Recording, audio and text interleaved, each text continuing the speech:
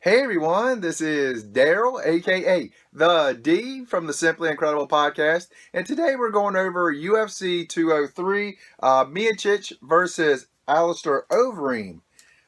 We start with one preliminary fight. Two ladies fought. Beth Coraja, which I know I'm bad with names. You all know that. Versus Jessica I. I was really excited about this one because actually it's the first time I've actually seen Jessica fight. I've heard so much about her, and then she thought it was a really good fight. And Coraja won by a split decision, which I actually thought it was 2 rounds to 1 for Jessica I, but yeah, the judges saw it different, and it was you know, you never know what at the end of the night. And it actually looked like Bruce Buffer. It looked like he was like because he announced the first two, and then he had 29, 28, and then he actually stopped and he looked like, wait a minute, is this right? And so maybe he thought that the same way that I thought. I don't know, but Coraja wins by a split decision. Again, I had Jessica I winning, but good fight, good fight. Now with the main card again, with the ladies fight in the women's strawweight.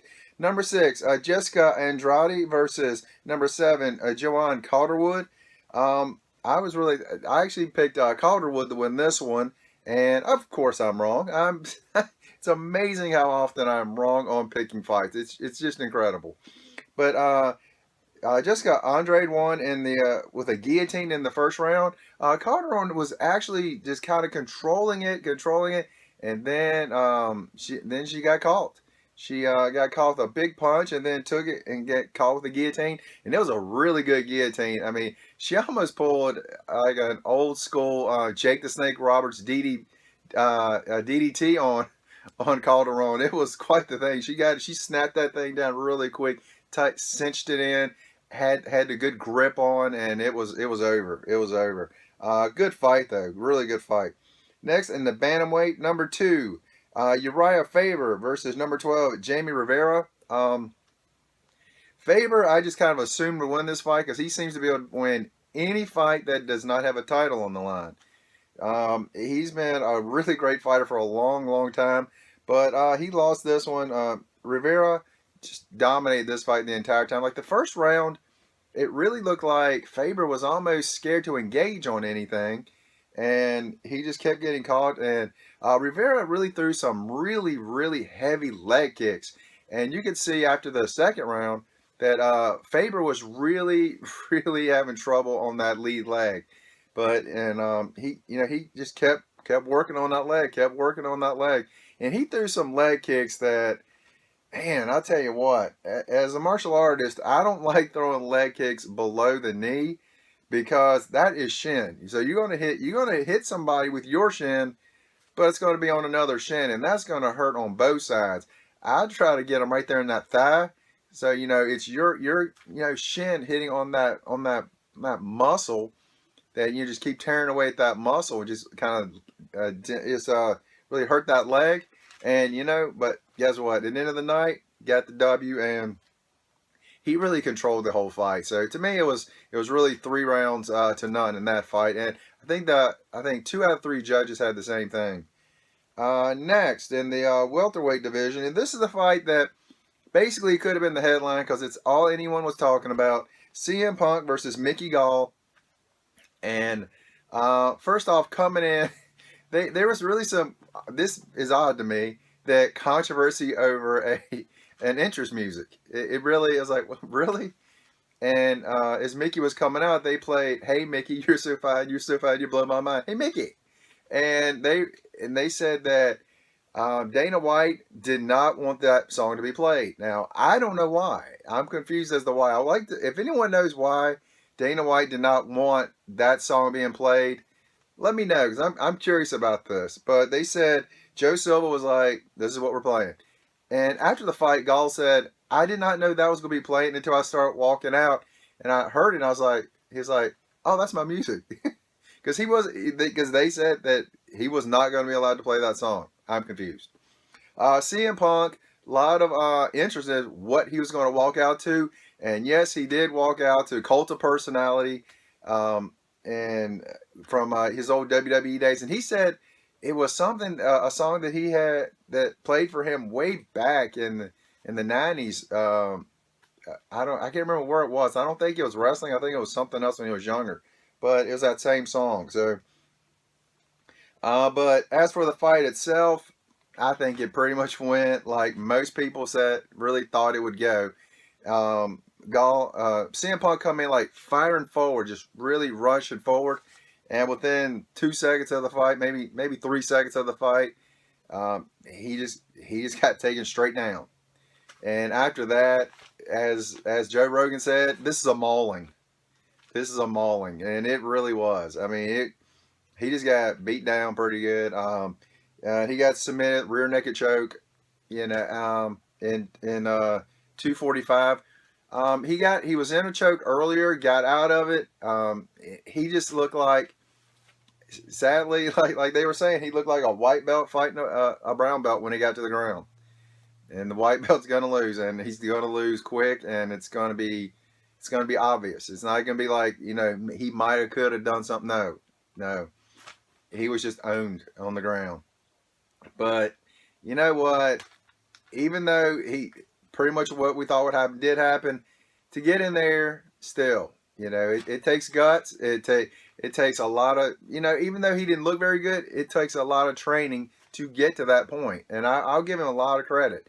I'm a big wrestling fan, as you guys know, but I didn't expect anything other than pretty much what happened. So, Punk, congratulations. You got in there. You did it. And he's talking about still doing it again.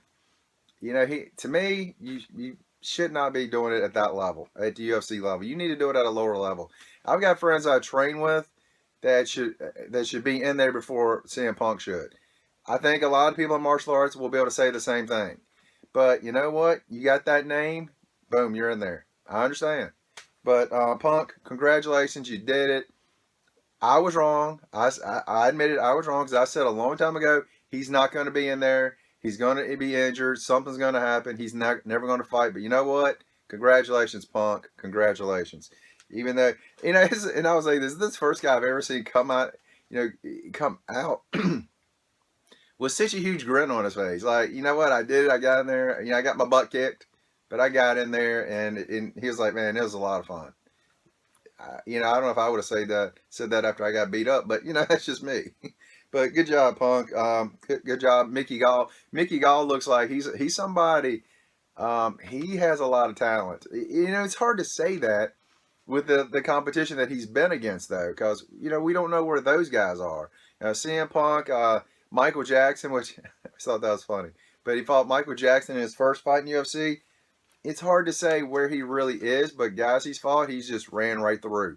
So there we go. The two fights coming up for the heavyweight division. Two fights I was really looking forward to. First off, Fabricio Verdum, the number 1, against number 6, Travis Brown. Really looking forward to this fight. And quite honestly, it was kind of a dud. And even after the fight, Dana White was kind of like, that wasn't a great fight. I'm not even sure if it's worthy of the having a title shot. But Verdum pretty much dominated this. But one of the best things I think I've seen in UFC in years is Verdum, first round, bell goes, go. He takes off running, throws a flying side kick right to Travis Brown's face. I was like, holy cow. It's like he got shot out of a cannon flying over there with a sidekick. It was something else. And the whole fight, he would just be kind of throwing these random things in there. Like he did like a lot of spinning sidekicks and things like that. That's kind of normal. But he did like a flip axe kick in there. And I was like, what in the world? He's just going for stuff. And it was really entertaining. And at one point, I've never seen this before. He threw like an overhand, and Brown kind of blocked it, and it dislocated his finger, Travis Brown's finger. And Brown's like, stop, my finger, stop. And they actually did stop. I've never seen them stop for an injury like that. I've not know you poke in the eye or, get hit in the groin, you stop for a second. But I've never seen them stop for something like that. And so, and then they stopped. and he kind of reset his finger and they started again. It's like, really? And Joe Rogan and Mike Goldberg, they were saying, I've never seen that before. I didn't know you could just stop in the middle of it like that. But they did. So there you go. But Fabricio just pretty much dominated the whole fight, and it was 3 rounds none. And it was really kind of a boring fight, other than Fabricio throwing in some just kind of random stuff that you just don't see very much. But and then the heavyweight title fight, this one I was excited about. In Cleveland, Stipe Miocic versus Alistair Overeem. Miocic is from Cleveland, so he had the title in Cleveland there, and that was pretty cool. Get to defend your title in your hometown. That was awesome. And I'll tell you what, I was really worried about this fight. It ended up being a first round TKO. Stipe got the win, but Overeem, I don't know what his plan was other than to just jog, because he was running a lot. Now, I will say this. In his running, he caught Miocic a couple times with some good stuff. It looked like he rocked him a little bit, but Miocic said afterwards, he hit me really good, but I was fine. He caught him, and he went to the ground. Overeem caught Miocic with a punch, took him down, had a guillotine on him. It looked pretty tight, but Miocic just went right around, got up, kept going, and eventually, again, Overeem was just kept jogging away from him the whole fight, which was really confusing to me. The whole fight, 1 round. It's 1 round. So it sounds like I'm talking like it was a 5-round fight. But it was in 1 round, and at one point he tried to throw, Overeem tried to throw like a little side kick to Stipe's leg, kind of slid down, and Miocic caught him, took him down, and grounded and pounded. It was some wicked ground and pound. And the finishing shot was he hit Overeem right there in the chin, and Overeem's head went back, hit the mat, come back up, and he was out. It was out. He was over. The ref didn't come in and said Miocic caught him with 2 more punches, but it was over.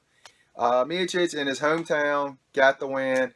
I'm a Stipe fan. I like Stipe, and he seems like a pretty classy dude. So there we go. But all in all, pretty good night of fights. CM Punk debut. He says he's gonna fight again. I don't know after looking at that, and at least not on the UFC. Maybe he should find some amateur places somewhere else, but not that top level. But Stipe defends his title. Jessica Eye also from Cleveland, by the way. So there you go. Was it Jessica? Yeah. Jessica Eye also from Cleveland, who lost the split decision. But even though I thought she won it. But that's all we got tonight. Heavyweight title still with Stipe. Next is going to be, what is it, the 8th? I want to say October 8th. We're going to have, I can't remember, Dan Henderson versus Michael Bisping. This will be their second fight. Henderson got the knockout in the first fight, and so that's been a long time ago. But you know what? See a rematch. See if Bisping can retain his title. But all in all, good night of fights. Not great. But that's all we got, guys. You guys have an incredible day.